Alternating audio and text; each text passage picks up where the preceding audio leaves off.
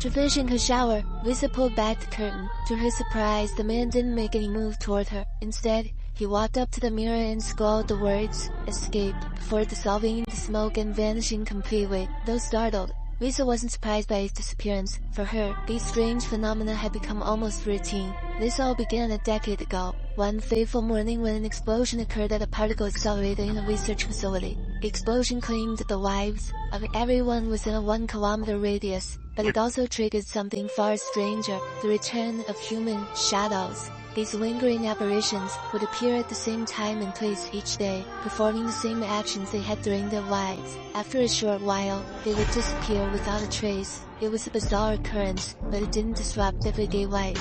As the years passed, people became accustomed to these spectral appearances, and the study of shadows became an academic field in its own right. Lisa's father was among the victims of that explosion, and after his death she pursued a degree in shadow studies.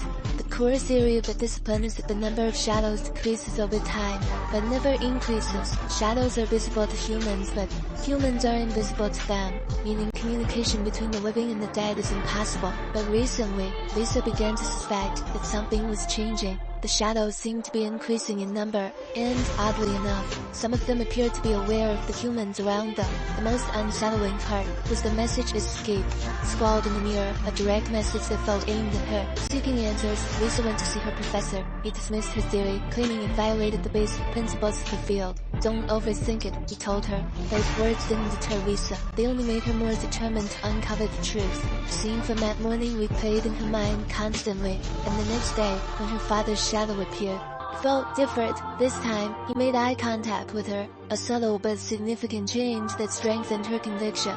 Lisa reached out to Jack, a classmate who was equally obsessed with shadows. After hearing her story, Jack didn't respond right away. Instead, he led her into a tunnel beneath the campus.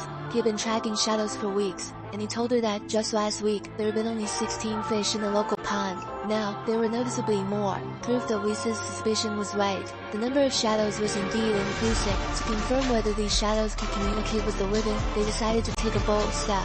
They planned to capture the shadow in Lisa's bathroom on film, and then investigate its identity. For this, they obtained a special camera designed to photograph shadows, and they set up the equipment before 6:33 a.m.